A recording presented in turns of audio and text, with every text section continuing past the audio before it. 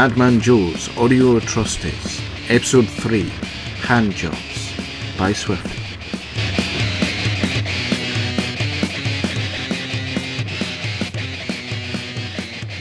In the tiny, crummy little flat that was all that Joe could afford to call his home, he sat busy at his work desk, where he made many of his electronic toys of terror.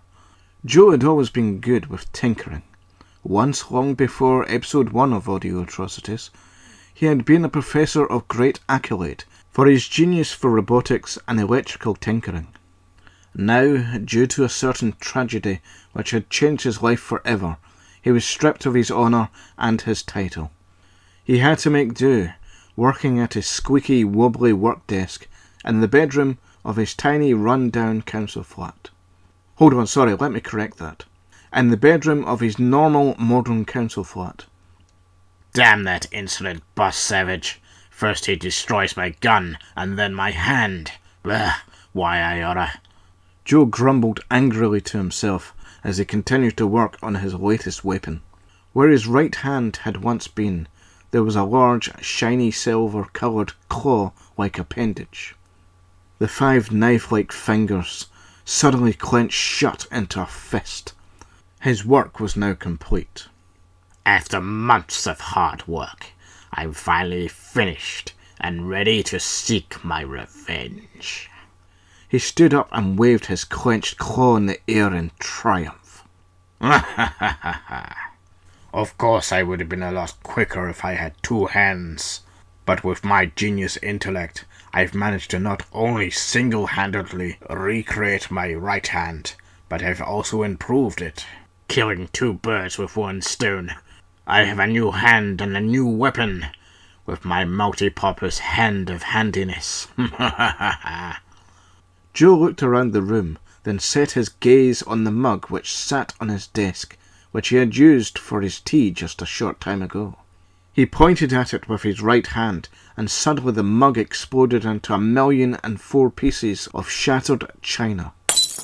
This calls for a celebration. I think I'll go down to the shop and grab a box of delicious criminals. But first, my revenge. We'll show that stupid bimbo down at the job base who's been wasting time not looking for work. When I give her the finger from my shiny new hand, she'll know that I've been far from wasting time. As Joe went to open the door with his right hand, the door handle suddenly became extremely hot and disintegrated. I need to be a little bit more careful with this hand, methinks. Note to self, always relieve little Joe with the left hand from now on. Joe walked the whole 2 steps of his spacious hallway from his bedroom door to the front door. When he reached for the door handle, the door suddenly broke from its hinges and was flung out into the close and down the stairs in a violent push from Joe's new hand. The door then hit a man coming up the stairs, who then tumbled back down from the force of the flying door. Well, this hand might have a mind of its own, but at least it can still amuse me. Joe casually walked down the steps. He walked over the door that had trapped the man underneath it. Oh, oi! Is this your door, son? Here? No, I live 2 floors up, sir. Good day.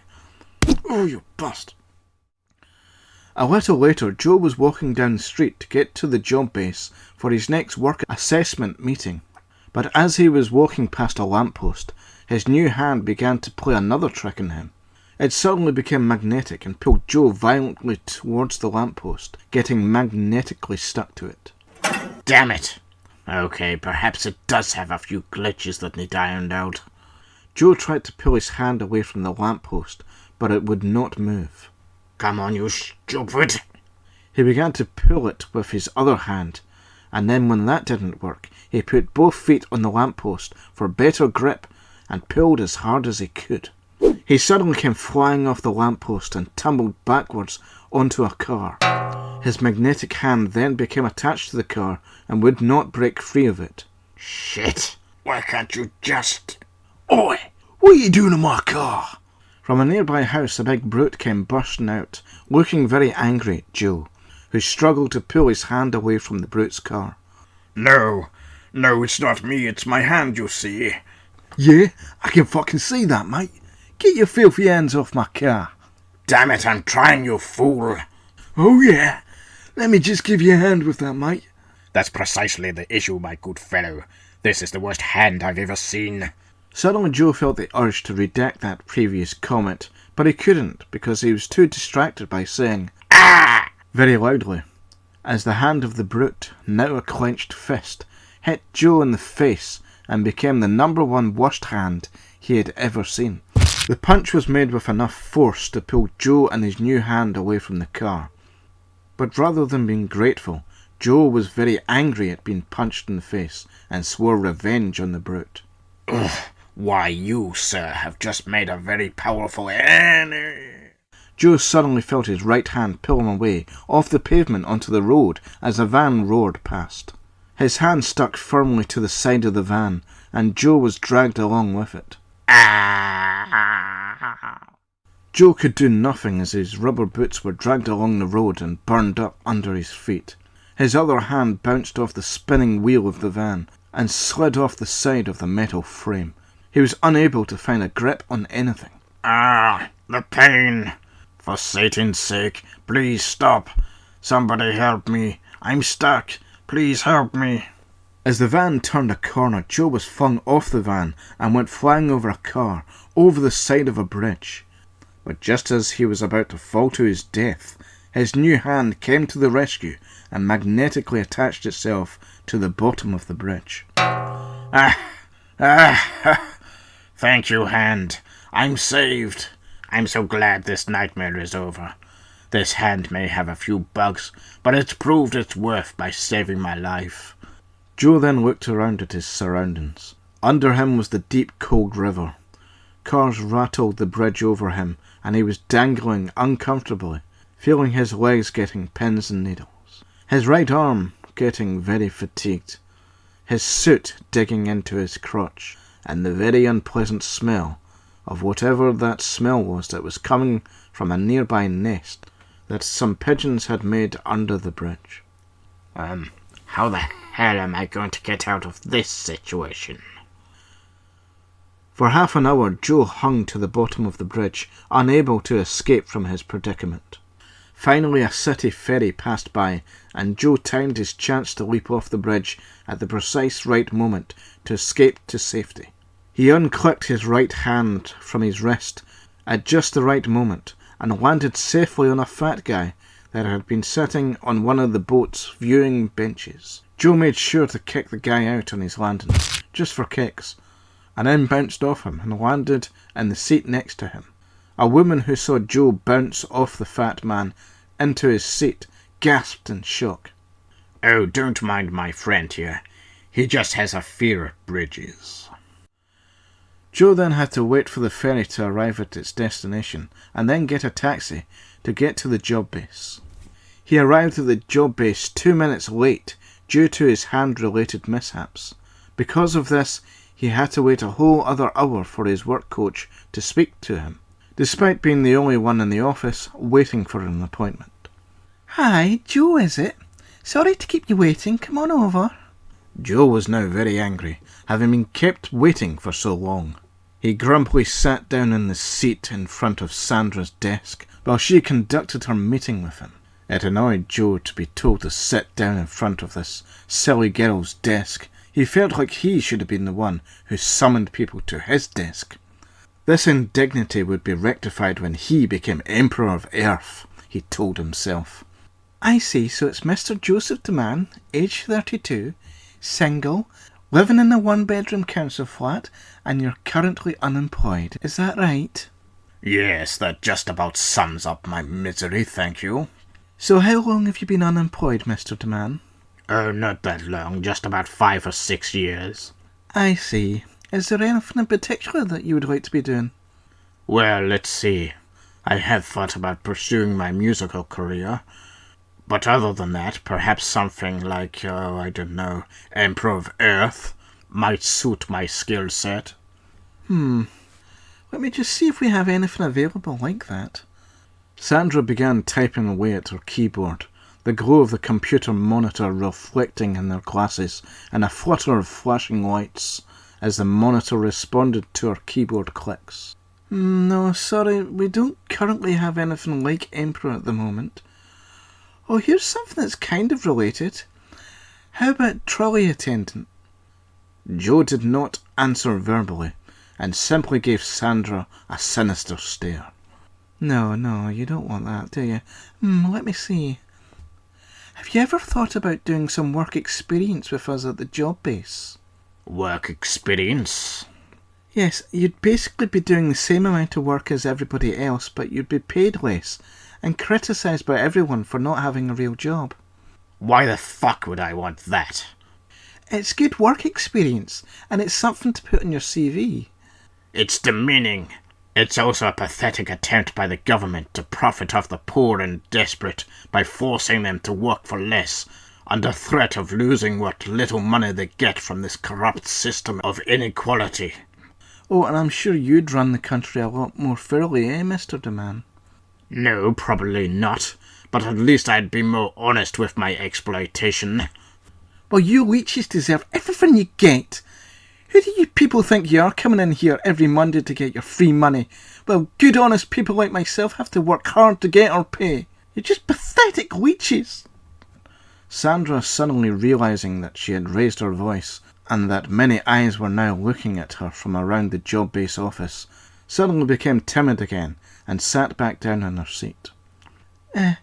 What I mean to say is, how about we look for something else? Have you tried applying for a college course?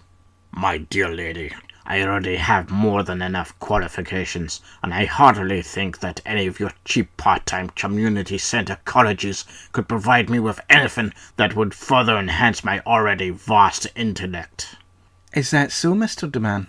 One wonders how a man of such vast intellect comes to find himself here at the job base, unemployed, single, living in a small council flat. Joe went to bang the desk in defiance, forgetting that his right hand was missing. He fell forwards and hit his chin off the desk. Ugh! Listen here, young lady. I'll have you know that I'm something of a great scientist and inventor. Oh yes, I forgot. You were a respected scientist. It's a shame you can't find any work that would suit your academic stats. Not since the accident. Ugh, of course not. If I could, do you really think I'd be blabbing trivials with the likes of you? Now, Joe, no need to get mean. I'm sorry, we just don't have any jobs that we can offer you at the moment that would suit your qualifications. Come on, there must be something. Anything. I just need something to give me further funds for my next great invention. Well, we can take another look in the computer, but I really don't think... What about, a chef? I could be a chef. A chef? Sandra imagines Joe in a kitchen wearing a chef's hat. She can see him standing over a big pot of boiling soup, putting rat poison into it, and laughing maniacally. Soon I shall show everyone that revenge is a dish best served with poison. Well, I don't think you're quite suited for a job like that, Joe. Well, how about a taxi driver then? I could drive a taxi. Sandra then imagined Joe in the seat of a taxi, driving like a lunatic, running people over. Help, he's running me over. My leg. No, I don't think you're quite qualified for that either. How about a lifeguard then? Sandra imagined Joe lying on the beach, enjoying the sun, while the same man who Joe had run over in her previous daydream was now drowning in the sea. Help! Help me! I'm drowning now, and he's not helping me. Somebody please help me. How about a fireman? Sandra then imagined Joe running around the streets with a flamethrower, setting everything and everyone on fire. Let's see who's fired now. Now he's burning me. Oh, what an awful day I'm having. Oh dear, that one doesn't even make sense. What? Joe looked at her confused, unable to see her thoughts. Oh, sorry, I was just thinking. Well, I have to have some way to pay the bills. There must be a job out there that I'm suited for. Surely there must be something a supervillain down on his luck can do. A thought suddenly occurred to Sandra. She had seen something that Joe might be able to do. She began to click furiously on her keyboard again, the monitor light flickering in her glasses. Aha! Actually, I think I do have the perfect job for you, Joe. How would you feel about becoming a... 1 week later, Joe was at his new place of work. He was wearing a black suit with a white shirt and a mustard yellow tie. With an evil grin on his face, he looked around the room of people that he would now be working with. Yes, this really is the perfect job for my needs.